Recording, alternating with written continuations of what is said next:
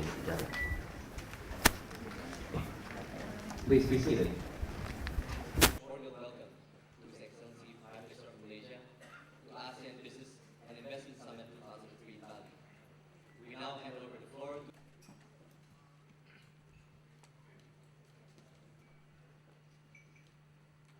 Excellencies, ladies and gentlemen, great leader that needs no introduction easier. We had received official notification from the Prime Minister office that the Prime everybody said we are not going to leave the room until Mr. Mahathir comes here.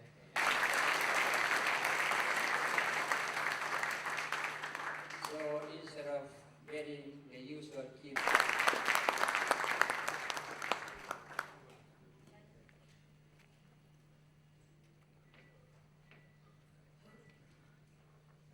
And private sector is a very important segment of any society. We believe that if we have a strong private sector, then a country can develop much faster. At one time, Japan was condemned for the close cooperation between the government and the private sector. But we decided that close cooperation between the government and private sector is in fact very good. It will help to develop the country, so why not? So we actually decided to have Malaysia incorporated. And since then, I think there has been close cooperation between government and private sector. And it has been beneficial to the private sector, it has been beneficial to the government, it has been beneficial to the whole country. If the private sector is not encouraged to do well, to invest in business and to make profits, obviously the government cannot collect taxes. Our tax in Malaysia is very low, 28%. Not as low as Singapore, Hong Kong, but 28% is considered very low. And I keep on telling the business people that we are their partners because every time they make 1 ringgit, 28 cents belongs to the government.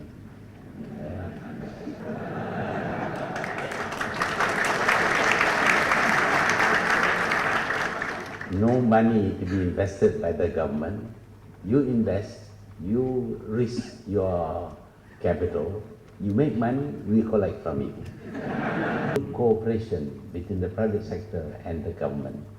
The government must be business friendly because not being altruistic entirely, actually it's not altruism.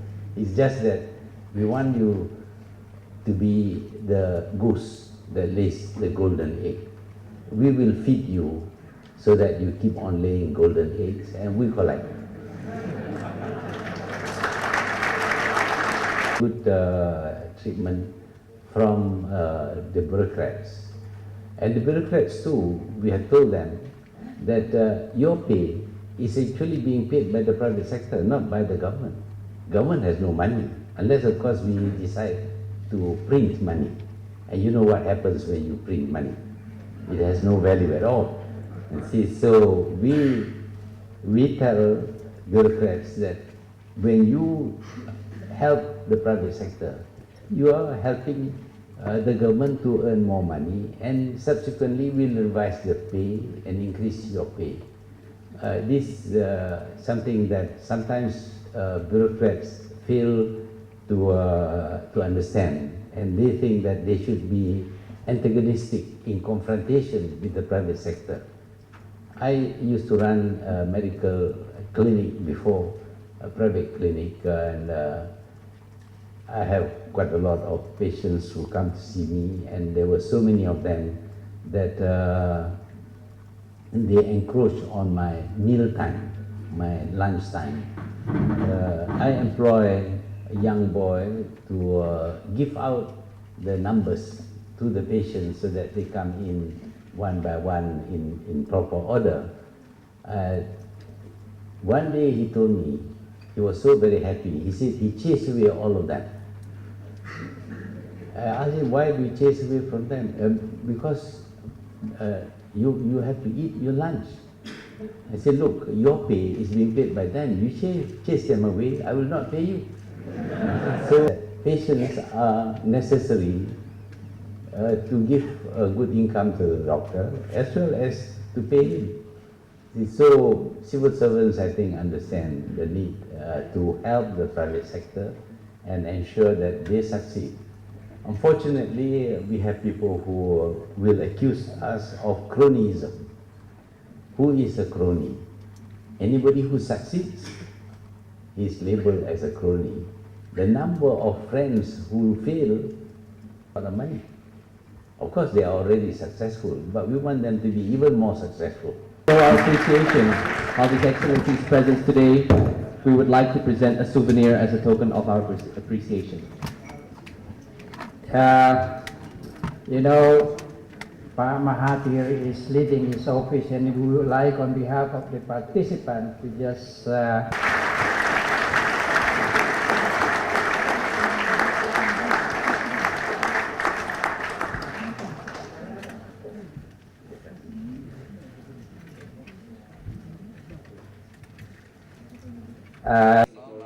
Mr. Mahathir President Director of Bersejarah Pengembangan Usaha, and Mrs. Jan, CEO, PT Sistem Mandiri Terintegrasi, and the third letter of assignment is for the system solution integration for retail distribution, logistics, finance, insurance, education, and health services in the risk network of Kuwait.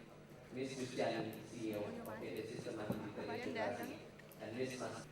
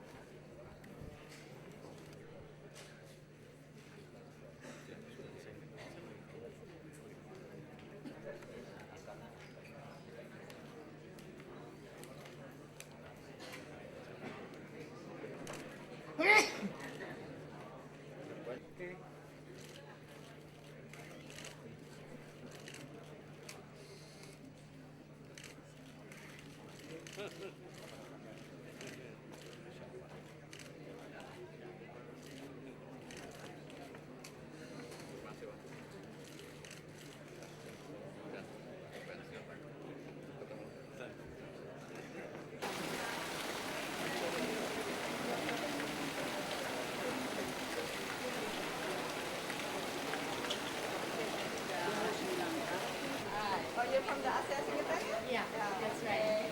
Thank you.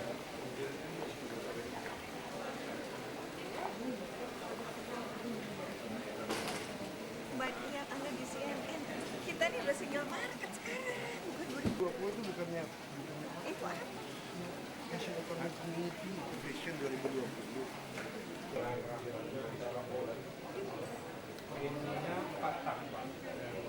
Oh enggak, tapi tetap masih kalau di India dia kan udah pakai gas. Gimana buat bukan di Jakarta kali ya? Ini motor. Ini kan buat di Jakarta. Ini bisa goyang-goyang, Pak. I think it's important just to Yes. show. Correct. And this will be globally very, very advanced engine. Into 2-cylinder, into 4 cylinders, and it gives 4 cylinders to 2 cylinders. As you are running, because at a certain speed you don't need so this engine is very, very advanced with the motors. And the Oh, you work together with Work because together, you bought it, yeah? about $1 million. So you are doing more physical. Mau di sini? Enggak.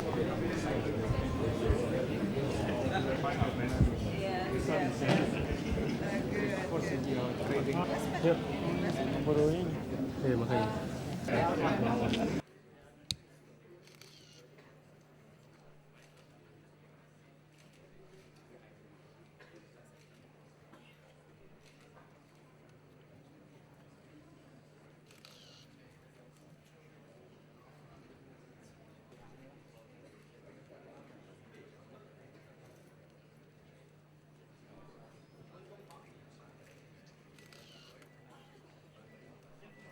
congratulate the ASEAN BIS Organizing Committee for the excellent arrangements and for initiating this inaugural ASEAN Business and Investment Summit.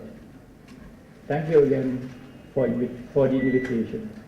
It needs to establish an extensive network of regional economic arrangements with key economic players.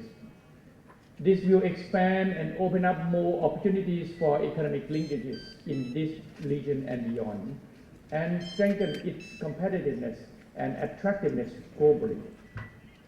I hardly need to remind you that ASEAN is a market of over 500 million consumers. Our aggregate GDP is $1.164 trillion US. We have a diverse and strong production base. But as ASEAN, we must ask ourselves, despite the ongoing integration process, have we done enough to utilize effectively the potential of our combined market and strength? Have we done enough to meet the global challenges facing all of us? On the one hand, it is imperative for ASEAN to forge economic partnership with its major partners. Australia, New Zealand, China, India, and Japan are among those partners. The United States and the European Union should be another. But on the other hand, it is also equally imperative that ASEAN must arrange its own house to strengthen its competitive edge, to make itself more attractive as economic partners for others, and bring more benefits to its own people. ASEAN must accelerate its own integration. We must move forward our regional economic integration to a higher plane. By combining individual and collective strengths, we can forge a more effective partnership among ourselves and with our dialogue partners to ensure a better future and more prosperity for this region and our peoples.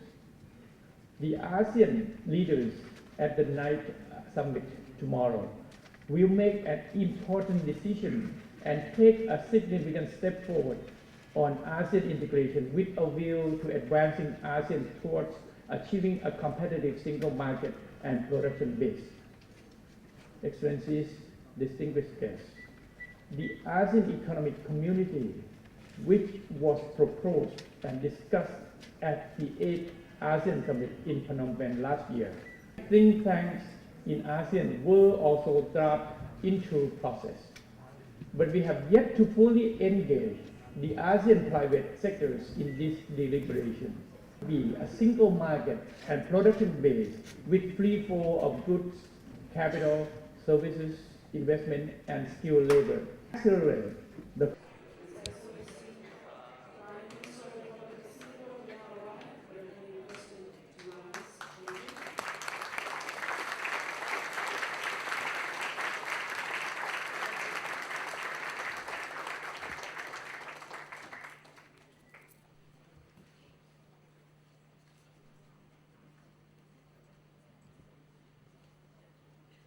Presidency, Prime Minister of the Republic of Singapore, at the ASEAN Business and Investment Summit 2003 Bali.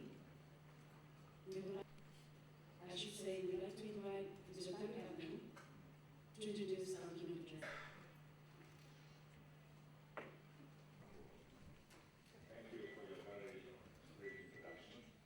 Platform for political and business leaders to discuss the challenges facing our region and a common strategy for building a better future. This year is the 10th anniversary of the ASEAN Free Trade Area. During these 10 years, the global trading landscape has changed dramatically. The North American Free Trade Area, or NAFTA, came into effect in 1994. It links the world's largest economy with its northern and southern neighbors. In 1995, the World Trade Organization was established. In 2001, the heads of state and government of the American continents endorsed the first draft of the Free Trade Area of the Americas, or FTAA, far from an integrated market. Why is this so? Some officials argue that ASEAN's tariffs with the rest of the world are already low.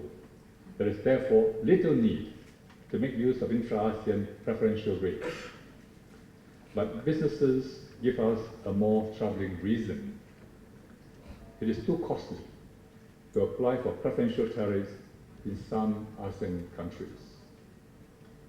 Companies would rather pay more than put up with red tape and delays that they would encounter if they applied for preferential treatment under AFTA. There also remain many non-tariff barriers.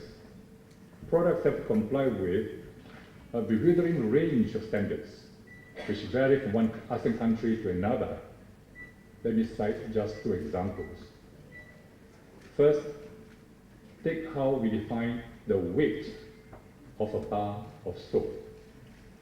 In some countries, this is the weight upon leaving the factory. In others, it is the weight at the point of sale. To meet these differing standards, companies establish two separate production lines. One production line produces 100-gram bars of soap. Another line produces 104 grams, inventories and higher working capital costs.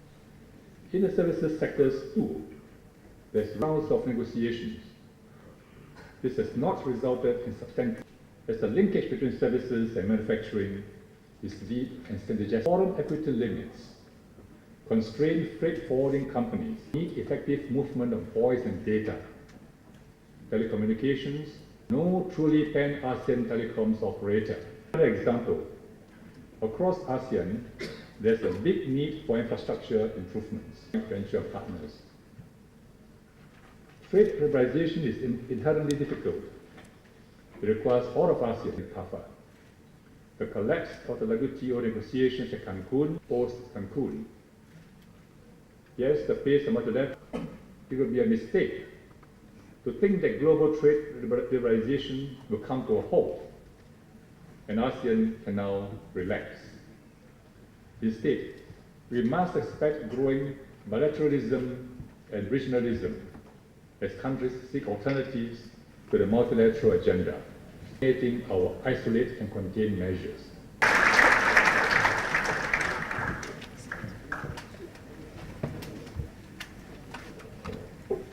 Yeah, as promised, the ASEAN leaders tomorrow. The key is not so much the framework which we have, As you all know, the U.S. Treasury Secretary last month went to visit Beijing and also he went to Phuket to try to push the idea of flexible exchange rate. Would like to see the Chinese government revalue yuan and also the Japanese government revalue Japanese yen. What do you think our reaction should be in ASEAN, considering that our economic performance depends so much, on the U.S. growth? That's number one question. What is actually the Singapore position on the single currency unit for ASEAN? Thank you, sir.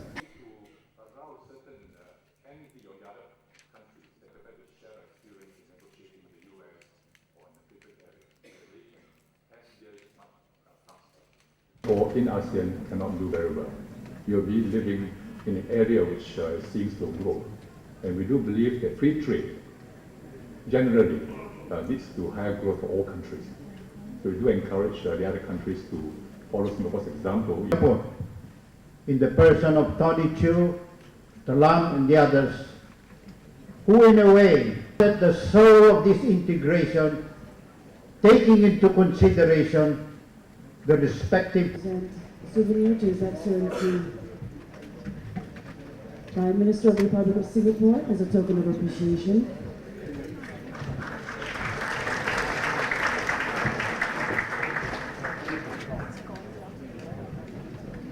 His Excellency Prime Minister of the Republic of Singapore will now leave the ballroom. With a reason, we should not allow the barbarous actions of small military democracy has consequently resulted in changes to what was once a predictable investment environment. It is our primary objective now, climate, to establish stronger legal and governance practice at all levels of society, have on many occasions successfully helped investors to solve their custom, tax, immigration or regional issues.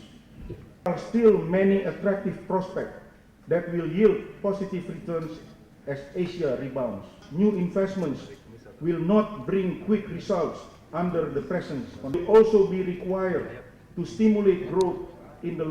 Consequently, we strongly believe that new investment of any size, as well as the expansion of create new employment opportunities. The President will chair the team, which will be comprised of key ministers, coordinate and strengthen our national efforts to promote investment, improving legal certainty, facility at the Investment Coordinating Board in order to expedite investment approvals, improve the coordination mechanism with related agencies and levels of the government. We have reasonable macroeconomic stability now. The government's white paper on our exit from the IMF address and the commercial courts. The Investment Coordinating Board, BKPM, is directly responsible to complete 4 activities in our exit plan and exports and operationalize the one-roof facility on the investment negative list. Compromising the highest level of government authority, the Investment Coordinating Board is trying to re-centralize its authority by the transfers of approvals from line ministries and simply all licensing approvals. We are responding to this. As a result, the President approved this concept last November to allow for all licensing approval to be located within BKPM to expedite processing of investment documentation.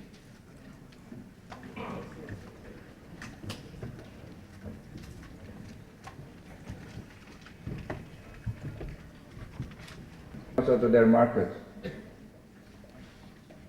So the same things, I believe, should be followed by our counterpart in the ASEAN region. Because if one bank in one country in ASEAN collapse, then it spread the jittery wave among the businesses and the investment. So this is what I'm trying to say, that in terms of business investment, we are unified and integrated already. Only the governments which is still not really integrated. So again, in simple terms, what happened was the loss of confidence. And the state-owned enterprises in Indonesia play a key role. What we need is the good governance. We put in the governance structures, whether it is in the corporation or in the government office or in the public sectors. It is very costly for us when we bail out our banking system. But at this moment, I can guarantee the crisis like in 1997 will not happen again in this country. Because most of the banks now owned and run by reputable international banking institutions.